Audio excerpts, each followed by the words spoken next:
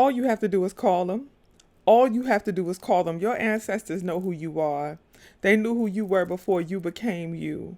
I describe it as a mother knowing her child's cry, right? When a child cries, a mother knows that that's their baby. They just know. They feel it in their spirit because a mother knows their child. Your ancestors know their children. Just call them and they'll come. You don't have to call them by name. You could literally just say, my ancestors, to my ancestors, I humbly come to you. To my ancestors, I humbly ask of you. To my ancestors, I humbly offer you. Just say their name and they will come because they know their children. That's all that's required. Say their name. So I want to take some time to respond to this comment because this concern keeps coming up, right? This concern with ancestors who don't have our wellness or have our best interest at heart. I responded to someone else who made a similar comment and I said, if you are doing your protection work, then you should have no concern. And that is a fact. My question is, are you doing your work? If you know you are protected, then what is your fear? Nicki Minaj recently came out in a video and she said that, she was told that someone was trying to basically like cast roots on her or do voodoo on her. And Azalea Banks responded and said that she told her that because as a practitioner, she is well aware of the effect of fear. And the easiest way to do harm to someone is by making them believe that someone is trying to do harm to them. That's the easiest root to cast on somebody, is the root of doubt, is the root of fear. It's the easiest one. And it's because when you have fear of something, it casts a shadow of doubt on anything that is trying to come about, anything that is trying to show itself to you, right? So when you are asking your ancestors for a sign or an omen from the universe, but you in the back of your mind have this fear of what if it's a negative ancestor, or what if it's somebody who doesn't have my best interest, you will doubt any and every sign they are trying to show you. So you have to ensure that you are doing your protection work. And when you are doing your protection work and you know that you are protected and you are well, you shall fear no evil. You shall fear no evil. It's like the saying, no weapon formed against me shall prosper. If you know that no weapon formed against you shall prosper, even if an ancestor tries to come through that doesn't have your best interest at heart, you know that they cannot prosper in the face of your protection because you have a barrier around you. You have a fence of wellness around you.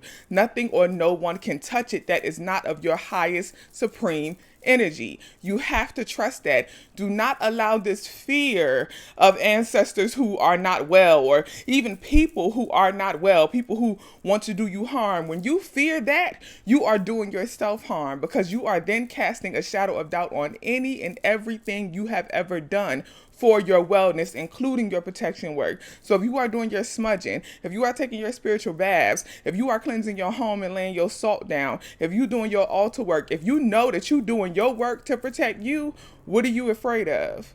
What are you in fear of? They can try to form those weapons, but they're not going to prosper. They can try to show up, but they can't touch you. They can't interfere in any signs or anything that tries to come in your favor.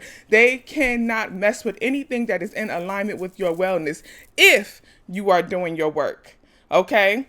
Do your protection work. If you listen close, I just gave you some things you could do. Do your protection work and trust that you are well. Ashe. This is a good question, and this response is only for people who are comfortable and into ancestor veneration and communicating with their ancestors. If that is not you, then please swipe off this video. It's no need to comment. Go watch the Hoodoo and Christianity video and come back to this one if you want to learn, okay? But this is for those who are open to communicating with their ancestors and receiving signs and omens from their ancestors. When I say signs and omens, I mean signs on guidance on what you should do, what path you should take, what should be your next steps on the path that you are on, right? So if you are open to signs and omens, this is for you. Now, with communicating with your ancestors, you can communicate with them what you are open to experiencing in the form of signs and omens. Some people are comfortable with physically feeling their ancestors present with them, right? So they're comfortable with feeling a touch on the arm or feeling a breath in their ear. Those are physical signs that your ancestors are present that you may feel. Something that you may experience is being in the bed and feeling like someone sits down next to you, or sitting on a couch and feeling like someone sits down next to you, feeling a presence in the room, right? Those are physical signs. If you are comfortable with that, you can communicate with that. Some people are more comfortable with like auditory auditory signs, right? So like ringing in the ears, right? If you hear ringing in the ears, that is a sign that your ancestors are present. If you are comfortable with that, cool. If not, communicate with them like, hey, y'all, that's not for me. That's too much. Doors, some tapping. Sometimes you may hear tapping on the doors or tapping on the wall. Another sign that you may hear, that's the auditory sign, is footsteps. So if you hear footsteps, that's a sign that they are present. Smells, right? So if you smell like eggs, that is the sign that ancestors are present and trying to communicate, and that is usually a sign that you need to do some protection work, and like a warning of like, hey, be careful, okay? So smelling like eggs, like boiled eggs or rotten eggs, that is a sign. And that's usually also a sign that they are really trying to get your attention and you are not paying attention. I want to go back to the physical. Another physical thing, sometimes you may see like a presence pass by. So you may see like a apparition, right? Or like a shadow or a silhouette pass by. Some people think a shadow is evil. That is not a sign that the ancestor is evil.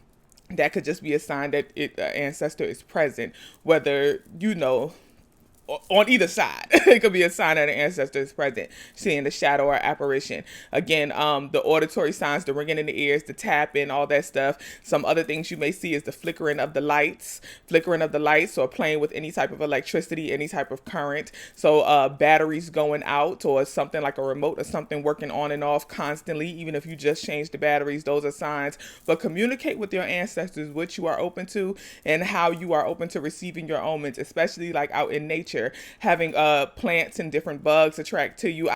Excuse me. So ancestor veneration is the act of holding people who came before you, your ancestors, in very high regard and with very high respect. And a lot of people choose to honor their ancestors by creating an ancestor altar. To do this, all you need to do is find a sacred space in your home that's not easily accessible to strangers or visitors. This can even be a closet or a drawer, just like a small space that is sacred and only accessible to you and people that you trust and love.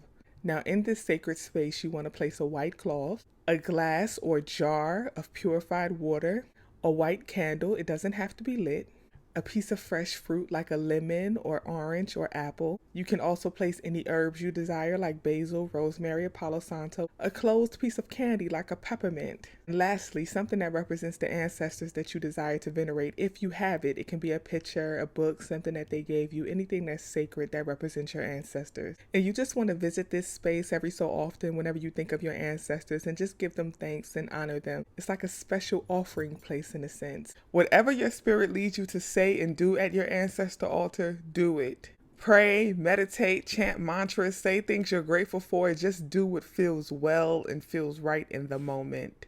You can also add anything that you desire to your ancestor altar. And no, you don't have to know all of your ancestors by name. They know you by energy.